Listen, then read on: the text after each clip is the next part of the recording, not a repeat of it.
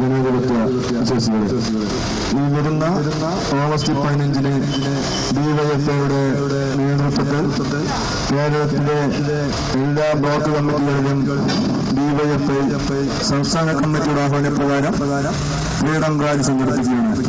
നിങ്ങൾക്കറിയാം, ഇതുപോലുള്ള ഓഗസ്റ്റ് 15 വരുമ്പോൾ എല്ലാ വർഷങ്ങളിലും ഡിവൈഎഫ്ഐ യൂത്ത് മാർച്ച്, അതുപോലെ തന്നെ മനുഷ്യക്കോട്ട, ഇതുപോലുള്ള ഡിവൈഎഫ്ഐ കേരളത്തിലെ യുവജനങ്ങളെ അണിനിരത്തിക്കൊണ്ട് ഡിവൈഎഫ്ഐ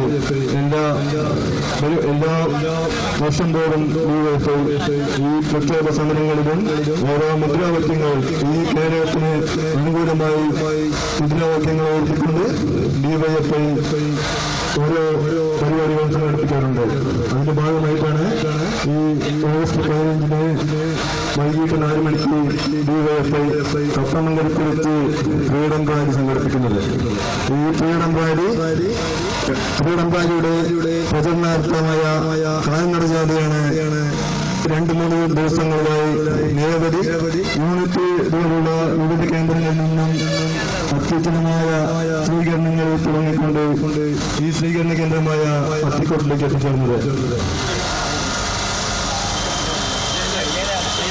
ഈ ജാഥയുടെ ഉദ്ദേശ ലക്ഷ്യങ്ങളെക്കുറിച്ചും ഈ ജാഥ ഇവിടെ എത്തിച്ചേർന്നതിന് മുദ്രാവാക്യങ്ങളെക്കുറിച്ചും സംസാരിക്കുന്നതിന് വേണ്ടി സഖാവ് ഗോപാലിനെ ക്ഷണിക്കുന്നു.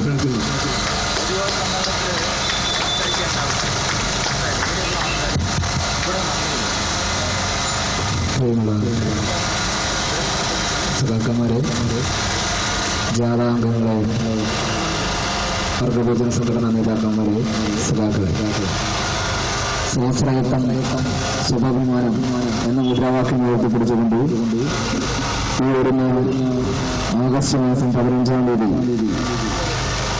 ഡിവൈഎഫ്ഐയുടെ നേതൃത്വത്തിൽ കേരളത്തിലെ എല്ലാ ബ്ലോക്ക് കേന്ദ്രങ്ങൾക്കകത്തും ഫ്രീഡം റാലികൾ സംഘടിപ്പിക്കുകയാണ്. ഫ്രീഡം റാലിയിൽ ഉയർത്തിപ്പിടിക്കുന്ന മുദ്രാവാക്യങ്ങൾ എല്ലാ ബ്ലോക്ക് കേന്ദ്രങ്ങൾക്കകത്ത് എത്തിക്കുന്നതിനും അതിന്റെ തിരുവോരങ്ങളിൽ ഈ മുദ്രാവാക്യത്തിന്റെ അലയൊലികൾ ഒഴുങ്ങിക്കേൾക്കുന്നതിനും വേണ്ടി ഈ മുദ്രാവാക്യത്തിന്റെ തീവ്രത ജനങ്ങളിൽ എത്തിക്കുന്നതിന്റെ ഭാഗമായിക്കൊണ്ടാണ് ബ്ലോക്ക് കമ്മിറ്റിയുടെ നേതൃത്വത്തിൽ കാൽനട പ്രചരണ ജാഥകൾ ആരംഭിച്ചിരിക്കുന്നത്. കഴിഞ്ഞ ദിവസം 9-ാം തീയതി വടവന്നൂരിൽ വെച്ചുകൊണ്ട് പാർട്ടിയുടെ ഏരിയ കമ്മിറ്റിയുടെ സെക്രട്ടറി സഖാവ് എൻ സുരേഷ് ബാബു ഉദ്ഘാടനം ചെയ്ത ജാഥയാണ് വിവിധ കേന്ദ്രങ്ങളിലെ സ്വീകരണത്തിന് ശേഷം ഇവിടെ എത്തിച്ചേർന്നിരിക്കുന്നത്. ഈ റാലിയിൽ ഉദ്ദേശിക്കുന്ന പ്രധാനപ്പെട്ട മുദ്രാവാക്യങ്ങൾ സ്വാശ്രയത്വം സ്വാഭിമാനം. അതിലൂടെ തന്നെയുണ്ട് സ്വാതന്ത്ര്യം ലഭിച്ച് 65 വർഷങ്ങൾക്ക് ശേഷം നമ്മൾ കാണുന്ന ഇന്ത്യ ഏത് തരത്തിലുള്ള ഇന്ത്യയാണ്?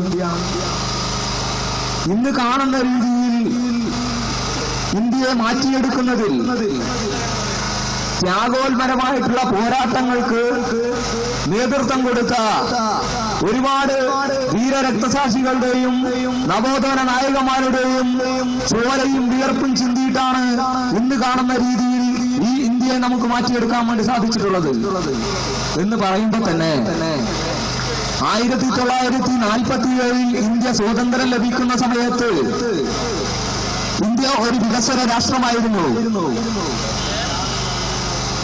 ഇന്ത്യക്ക് സ്വാതന്ത്ര്യം ലഭിച്ചതിന് ശേഷമാണ് ഇന്ത്യയുടെ അയൽ രാജ്യങ്ങളായിട്ടുള്ള ചൈന എന്ന് പറയുന്ന രാജ്യത്തിന് 1949-ലാണ് സ്വാതന്ത്ര്യം ലഭിക്കുന്നത്.